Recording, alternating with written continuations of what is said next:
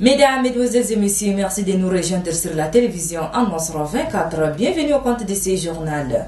Le Premier ministre de Transition, Salih Kebzabo, représentant le président de la Transition à la 27e session du sommet des chefs d'État et du gouvernement, a pris part ce 8 novembre 2022 à Sharm el-Sheikh en Égypte. Suivez les reportages de nos confrères de la télévision nationale. Cette 27e session du sommet des chefs d'État et de gouvernement de la conférence des parties prenantes de la Convention cadre des Nations Unies sur le changement climatique révèle d'une importance capitale pour le monde entier.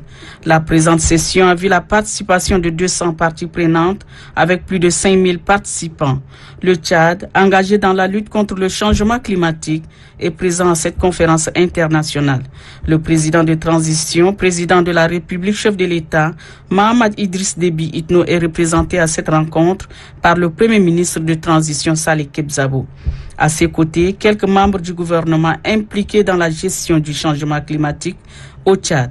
Le président de la République d'Arabe d'Égypte, Abdel Fattah al-Sisi, a profité de l'occasion pour adresser un message fort aux décideurs. Le président égyptien plaide pour un investissement réel pouvant favoriser le développement des ressources conséquentes afin de faire face au changement climatique qui menace dangereusement la planète.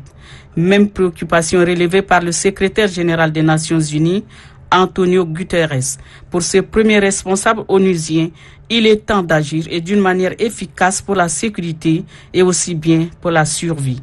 Antonio Guterres de poursuivre que les pertes et dommages inscrits pour la première fois dans l'agenda de négociation de la conférence constituent des enjeux majeurs pour ces rendez-vous quand on se rend compte que cette année, la bande sahélo-sahélienne est fortement touchée par des conséquences liées au changement climatique, notamment des inondations. Les intervenants par la même voie demandent aux pays africains ayant subi diverses catastrophes relatives au changement climatique d'exiger aux pays industrialisés de réparation. Car, explique-t-il, ces pays sont pour la plupart responsables de pollution qui impacte négativement sur la planète Terre. Toujours en Égypte, dans son intervention au sommet des chefs d'État et du gouvernement sur le changement climatique, le Premier ministre des Transitions, Salih Kebzabo, s'est prononcé sur les efforts du gouvernement et les stratégies adoptées face au changement climatique. Suivez, il est au micro de nos confrères de l'ONAMA. Pour atteindre les objectifs limitant le réchauffement climatique à 1,5 degré, le Tchad a adopté une stratégie réaliste destinée à accroître les ambitions nationales en matière d'adaptation et d'atténuation à travers la mise en place de sa contribution déterminée au niveau national, CDN. Pour traduire dans les faits ces engagements, mon pays a mené des actions phares, dont l'élaboration des 3 communications nationales sur l'état des lieux des changements climatiques, la finalisation du plan national d'adaptation au changement climatique révisé, la mise en œuvre d'un programme d'action national d'adaptation au changement climatique résumant les besoins urgents et immédiats du Tchad, l'intensification des campagnes d'information et de sensibilisation avec les acteurs sur les effets néfastes du changement climatique et surtout les moyens de lutte. L'institution d'une taxe d'émission de gaz à effet de serre sur le carburant. La création effective du Fonds spécial en faveur de l'environnement. La création d'une agence de développement de l'électrification rurale et de la maîtrise d'énergie, ADER. L'élaboration d'un schéma directeur pour le développement des énergies renouvelables. Le soutien à une agriculture résiliente à travers le programme national de développement 2017-2021. La défiscalisation des matériels et équipements d'énergie renouvelable et enfin l'interdiction d'importation sur le territoire national des polluants organiques persistants.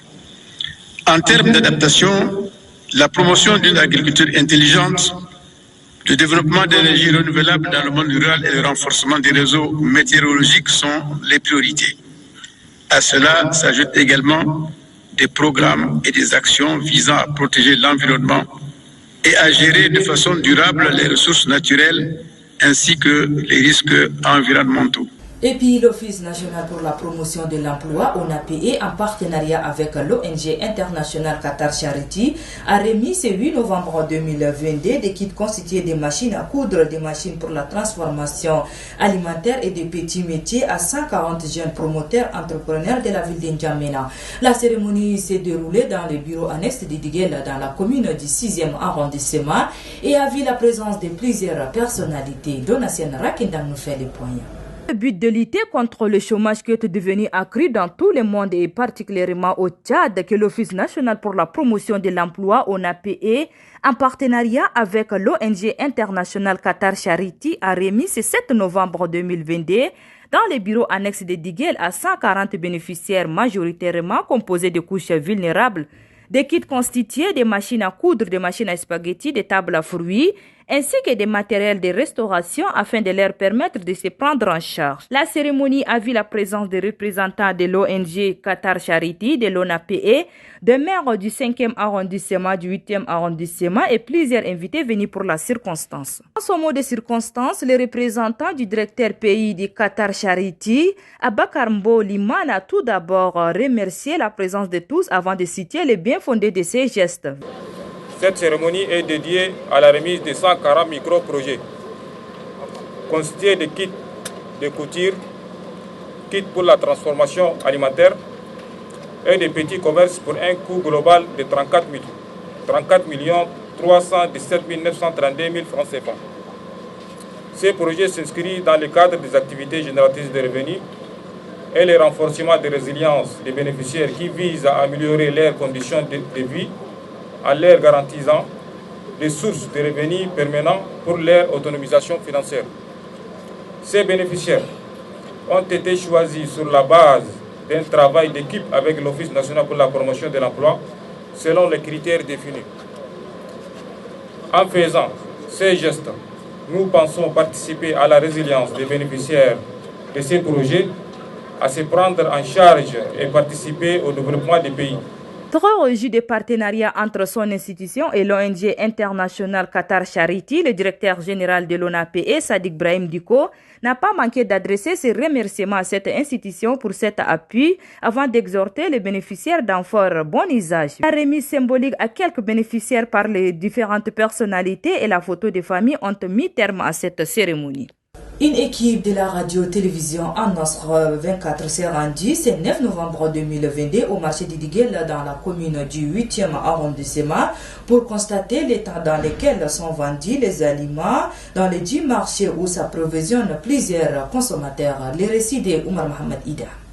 Nous sommes au marché de Diguel dans la commune du 8e arrondissement où un tour nous a permis de constater la vente des différents produits alimentaires dans les conditions propres. Juste à côté de ces produits vendus, l'on constate le dépôt des tas d'ordures qui peuvent contenir les bactéries et les microbes qui pourront se jeter sur les aliments que nous consommons, provoquant ainsi les maladies sur notre santé. D'après quelques consommateurs que nous les avons interrogés, disent que la propriété du marché est une affaire de tout le monde. Comme le dit un adage populaire, la propriété chasse les maladies. À cela, la mairie, les commerçants ainsi que les consommateurs sont interpellés à assurer la propriété du dit marché pour une santé sainte de tous. Et sur ce, c'est referme cette édition. Merci de l'avoir suivi. Au revoir et à demain. Bien sûr, des programmes sur la télévision An-Nasr 24. Merci.